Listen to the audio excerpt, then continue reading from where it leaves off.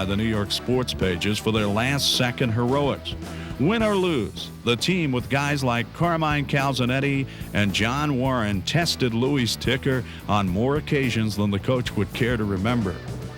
But those cardiac kids of the late 60s that Louis had, they really, they defied description. They pulled victories out when they weren't there. At the close of that season, Carnesecca announced he would leave St. John's to coach the New York Nets. Louis agreed to stay one more year with the Redmen, though, and it turned out to be a great one. In the 1970 NIT, St. John's beat Miami of Ohio, slid past Georgia Tech by one, then ousted Army with a pair of Richie Lyons free throws after the buzzer.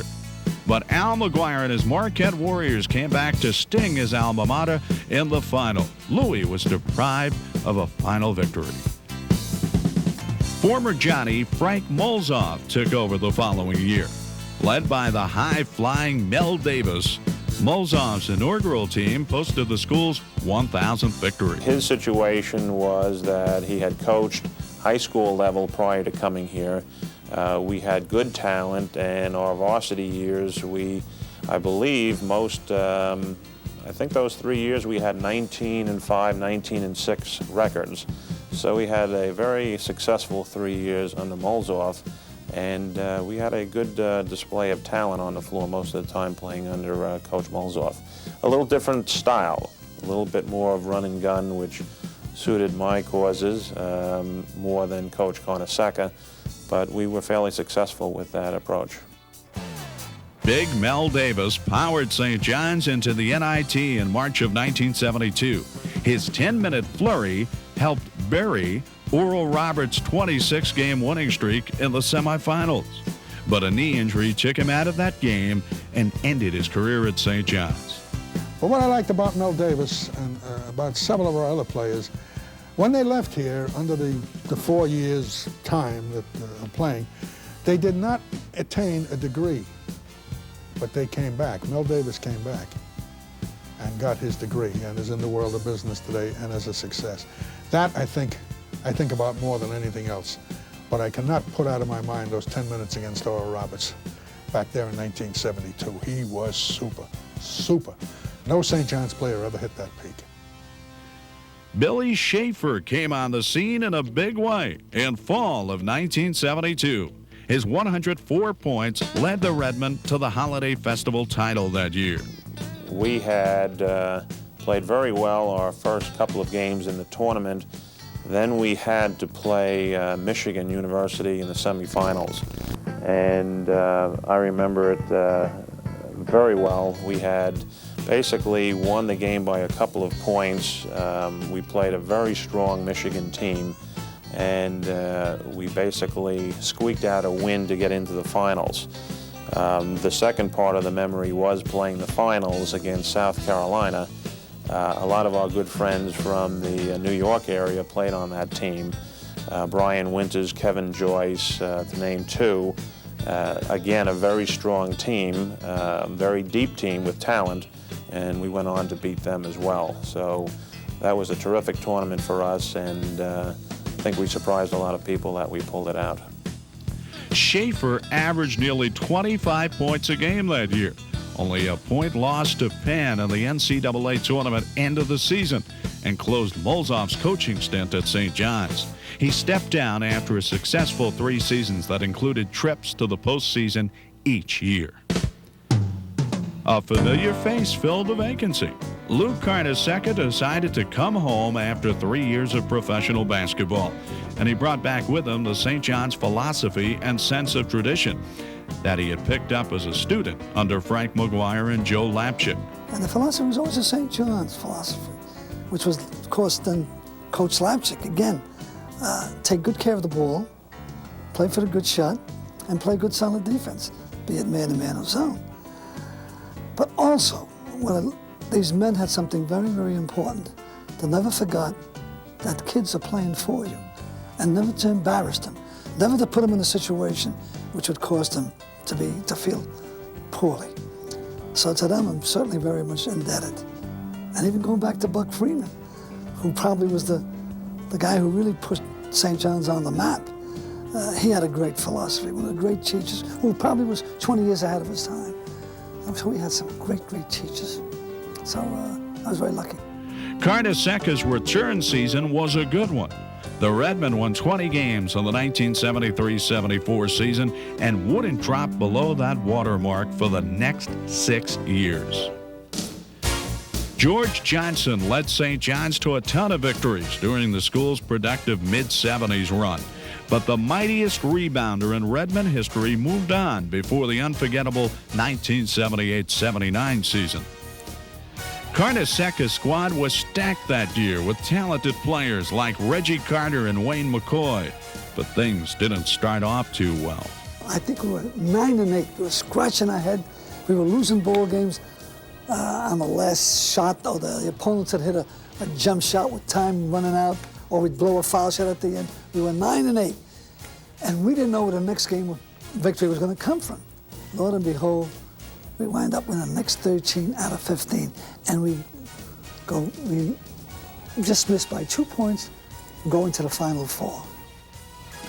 The Redmen received the final bid given to the NCAA's Big Dance. They knocked out Temple in the opener and shocked second seed Duke in the second round. Rutgers fell next, and suddenly only Penn could keep the Redmen from the Final Four. But Louis' kids lost in a heartbreaker, 64-62. It was a run that you kept saying to yourself, we can't do it, but we'll go as far as we can. We can't do it. Hey, yeah. But I'll tell you one thing, it was nice to beat Rutgers. It's always good to beat Rutgers, as we finally took over. So, that was a good shot, a very, very good shot. And it just shows to go you when you get it all together. You know, it wasn't one of our better teams, but it made a lot of mileage, The new decade began with a new era for Redmen hoops. After 72 years of independence, St. John's began to play in the Big East Conference. I can remember Dave Gavitt. It was Jack Kaiser again, Frank Rienzo. I, in the beginning, was not, too hot about the idea. And it was from a selfish point of view. We had done well. We always went to a tournament. Why should we play these fellas twice when we already played them once? But I think, in retrospective, probably the greatest move that we did was to go into that league. The 1980 Redmen rolled through January and into February, building a 17-game winning streak. St. John's managed a 5-1 league record to take a share of their first Big East regular season title. Then in the fall of '81, St. John's introduced a sharpshooting kid from Brooklyn named Chris Mullen. When the pressure is on you, when the fire is at its highest, when it calls for that last dram of courage to make the offensive move that can cost you the ball game, Chris Mullen wanted the ball. And that's a quality that only the great ones have. Every time out there, it was a sonata. He could play so well. Just to watch him was so good. See, the good ones do things for themselves. The great ones, and he was great, are able to do things for others. And he had that gift. When he stepped on the other court, people around him automatically better. Mullen and David Russell led St. John's to a solid finish in '82, but even better times were on the horizon. Mullen reached the 1,000-point landmark his sophomore year after only 58 games in the red and white. But this team had much more to offer than one star. Both David Russell and Billy Goodwin dropped in their 1,000th points during the '83 campaign as well. For the first time, the Big East tournament was held at Madison Square Garden. And after defeating Boston College in the final, the league tournament crown belonged to St. John's for the first time. Mullen was named the most valuable player. For a city kid, there was no greater honor than playing well at the Garden. Place where growing up, if you got there, you made it. It's kind of like going to St. Patrick's Cathedral. It's the best, playing. Coach always used to say, hey, when we play at the Garden, you're playing in Mace's window. So everybody knows what's going to happen. So, that's how he used to get us to practice harder and get out there by yourself. Say, hey, we're playing in the Garden next week. So you better get out there and practice now, because you don't want to go out there and stink it up. The Redmen finished with a 28-5 record and a number 3 ranking in both the AP and UPI final polls. Louis was voted Coach of the Year in the Big East and also by the U.S. Basketball Writers and the National Association of Basketball Coaches. Mullen was tabbed Player of the Year in the Big East. But as he headed into the 83-84 season without 3 starters from the year before, Carnesecca had some rebuilding to do. Luckily, that was also the year Louis welcomed freshmen Mark Jackson and Willie Glass to Jamaica. Carnesecca became the school's all-time winningest coach on February 11th. The win over UConn put him over the top with 335 wins. 10 days later, Louis Redmen would shock the nearly invincible Georgetown Hoyas 75-71 at the Capitol Center. It was the last loss for Georgetown in their national championship season, and it was the beginning of an epic series between the two schools. It all fed into the Big East mystique. Through the mid-'80s, the conference reigned supreme, and everybody knew it. They were great times for St. John's. Great rivalries for us, and as well as Georgetown, St. John's, Syracuse, St. John's rivalries in the start of the Big East. College basketball was at its finest hour as far as the Big East was concerned during that era. The talent was in place to make 1985 a season to remember, and expectations were sky high. The pressure was on to make it to the Final Four. I'm not going to say that I wasn't nervous. I thought about that because I knew we had a good club. Everybody knew we had a good club. And I think everybody pointed to that. Now we had guys coming back who played big minutes. Walter Berry was eligible now from junior college. Mark Jackson had another year of experience. Bill Wellington was playing a lot better. So we were deeper and talented. Mullen quickly passed Bob Zawalek as the all-time leading scorer in St. John's history. But things got really interesting when in mid-January, Lou Carnesecca caught a cold. An Italian coach, Mr. Messina, came over here, and it's the custom that we exchange gifts. He gave me 2 sweaters, 2 ugly sweaters, So I went home and threw them in the closet, okay? It's now January, and I had a bad cold.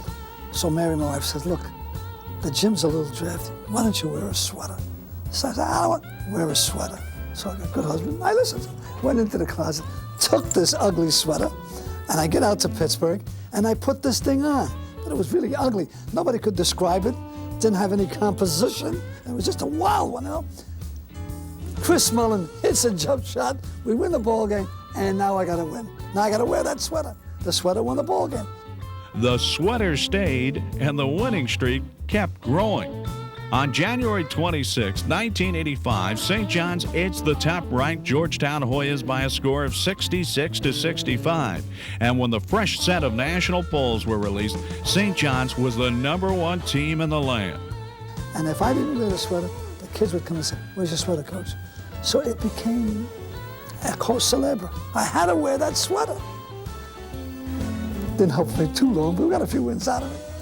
But the wonderful thing about that, even to this day, if I meet 10 people, 8 people ask me, where's your sweater? Here I thought I was a great tactician, a great strategist. The sweater won all the ball game. Can you imagine that? For more than a month, the Redmen fought off all challengers, and the winning streak kept growing. But Patrick Ewing and the Hoyas were next, ranked #2 now and trying to get back to the top spot. The game was going to be in the Garden, and all of New York was talking about it. The fans were alive, the city was alive, it was Redmen basketball. The Garden, when we played Georgetown, I think the spirit and the electricity that was in New York was unbelievable. I mean, tickets were, scalpers had a field day. But it was a great feeling if you were basketball. The games were unbelievable. We just hated Georgetown. And, I don't think I spoke a word to Patrick in 4 years. And if I did, I couldn't say what they were. This time, Georgetown coach John Thompson was ready. Just before the game starts, we usually shake hands, and John comes up, and he's got his jacket, but it's closed up. What's wrong with him? You got a cold? All of a sudden, he opens it up, and he's got a replica of my sweater I mean, really, you know, he really upstaged me. Now, I didn't mind that, but when he beat me in the game, that really hurt. The Hoyas exacted their revenge 85-69. But that was the only blemish on St. John's conference slate. The Redmen clinched the Big East regular season title with a 15-1 record. Both St. John's and Georgetown powered their way to the finals of the Big East tournament. The Hoyas prevailed again, but it wasn't their last meeting that year. Putting that setback behind them, St. John's began its march to the Final Four madness. After victories over Southern University and Arkansas, Kentucky awaited at the West Regional in Denver. St. John's survived a nip and tuck first half and then pulled away in the final 20 minutes to get the 86-70 win. Then on March 24th, the Redmen downed Jim Valvano's North Carolina State Wolfpack 69-60 to earn a trip to the Final Four for the first time since 1952. And nobody was happier than Louis. No one really knew how much longer he was going to coach, and you don't always want to look to another year. And I think, I remember when we won, I think we won in Denver, he came up, he said, "We're going, baby, we're going." You know, he was so happy, and it was a good feeling. A great thrill, great relief, great thrill. Sense of satisfaction, yes. Proud, yes. There were so many good things. These kids finally got us back to where we wanted to go and be, because that's it. When you get to the Final Four, that's a great thing. The Final Four was a near replay of the Big East tournament, with St. John's, Villanova, and Georgetown all advancing to Lexington, Kentucky. But for the Redmen, March Madness turned truly maddening in the Final Four. Georgetown did it again, knocking out St. John's in the semis, before Villanova captured the upset of the century in the championship game. The Redmen had played the awesome Hoyas 4 times, and Georgetown had won 3 of them. Yes, it would have been great to win it all, but not everybody can be president. Chris Mullin finished his career as the school's all-time leading scorer with 2,440 points. And he left with an arena full of All-America accolades and Player of the Year awards, including the John Wooden Award. Mullin and Bill Wennington would be sorely missed the next season, but the Redmen were still in capable hands. This was Walter Berry's show now, with support coming from assist specialist Mark Jackson. When you talk about Mark Jackson, probably next to Dick McGuire, probably the greatest point guard we ever had here. They were totally unselfish. They were totally dedicated to make the other guy look good. Totally. By the end of the 85-86 regular season, the Johnnies had laid claim to a share of the Big East title. And the conference tournament belonged to the Redmen as well. In the final against Syracuse, St. John's trailed by 11 at the half, but Ron Rowan's late jumper triggered a fantastic finish. Walter Berry stuffed Pearl Washington's layup try to preserve the 70-69 victory and the school's second tourney championship. St. John's finished 4th in both the final national rankings, and Walter Berry finished with a single-season record 828 points. He was showered with every version of National Player of the Year award available, including the John Wooden Award. It was the second straight year the honor went to a St. John's man. I thought Walter was going to average 50 points a game. He was unstoppable. He'd take that left hand to go up here, hand to try to block it, run here. He still can't stop it. With a blue-collar banger named Matt Brush joining Jackson and Willie Glass for the 86-87 campaign, the Redmen easily continued their winning ways. And Mark Jackson closed out his brilliant career as a consensus second-team All-American and the Big East Defensive Player of the Year. At the start of the 1988-89 campaign, Coach Carnesecca welcomed one of the greatest freshman classes ever at St. John's. Robert Werdan, Malik Sealy, and Jason Buchanan came in the nick of time. With so young a team, the Redmen finished the regular season 15-13. The NIT was interested, however, and Louis accepted the invitation. Posting a 76-65 win over Alabama Birmingham in the semis, only St. Louis stood between the Redmen and their 5th NIT title. MVP Jason Williams and a fantastic freshman class took the crown with a 73-65 win. 1989-90 was another successful season. Boo Harvey and Malik Sealy stepped to the front and led St. John's to 24 wins. Malik probably maybe the fastest guy we ever had here at St. John's. He could get down the court quicker than anybody I've ever seen. He could have been he could have been an Olympian in track. He was so quick. Another guy, again, a formula, tremendous worker. Would get here, he was still getting here before practice, after practice, working on things. Off season, you always find him in the laboratory. All Harvey did during the 89-90 season was hit 4 last-second buzzer-beating shots to either win a game or send it into overtime. Louis picked up his 500th victory against Seton Hall on February 2nd, 1991. But the 1990-91 team was saving its best for last. In the NCAA tournament, the Redmen beat Northern Illinois and Texas in the first 2 rounds. The highly ranked Ohio State Buckeyes awaited in the Mideast Regional. But this time it would be the Johnnies doing the spoiling. They won in a shocker, 91-74. But Duke loomed in the regional final. The Blue Devils continued their rampage to a national title, and St. John's finished just 1 game short of the Final Four. Despite landing in a 3-way tie for the conference championship in 1992, the season's true highlight came January 31st when Lou Carnesecca was elected to the Basketball Hall of Fame. Louis' crowning year would also be his last. I think you've heard me say many times that it would be very difficult for me to put the ball down. But I think the time has come now. And why? 2 very simple reasons. Number 1, I still have half of my marbles. And number 2, I still have a wonderful taste in my mouth about basketball. He retired at the close of the 92 campaign with a 526-200 record to show for his 24 years of loyal service to St. John's. Louis took his Redmen to postseason play every one of those 24 seasons. I think I was completely burnt out. I mean, after 42 years, I just couldn't go anymore. I was completely worn out. And the second thing, I wanted to leave with a good taste. Many times in this profession, you're asked to leave when you don't want to leave. I was very fortunate that I was able at least to pick the time where I felt it was time for me to go. Louis' legacy is a great one.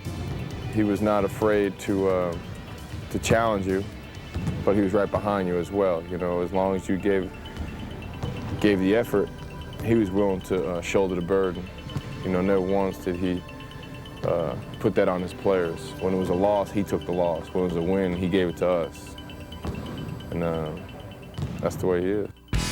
The following season, Brian Mahoney stepped up to take the reins of the St. John's program after 16 years as Carnesecca's right-hand man. Being with him for all those years, and again, 16 years as an assistant coach, I learned just about an awful lot. And even more so, the X's and O's, I think I learned that the way he treated people, and I think that was one of the great reasons so many people feel good about when they hear Lou Carnesecca, they have a smile comes to their face. Mahoney's first season would be no easy project. Picked to finish 9th in the league, his first Redmen squad finished a surprising 2nd in the Big East. David Kane emerged from the sidelines to lead his team to an unexpected berth in the NCAAs, and Mahoney was named Big East Coach of the Year. More important, it became apparent that the great St. John's tradition was in good hands. Before the 94-95 season, the team got a new name, the Red Storm. And St. John's also got one of the nation's best recruiting classes, including Felipe Lopez. But anyway, let's get to where we have come.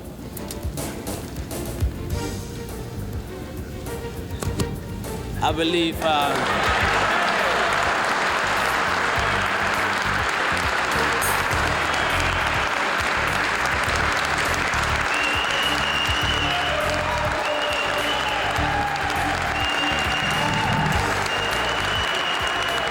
With a highly touted class of freshmen and enthusiastic fan support like always, Alumni Hall was packed to the rafters for the school's first ever Midnight Madness.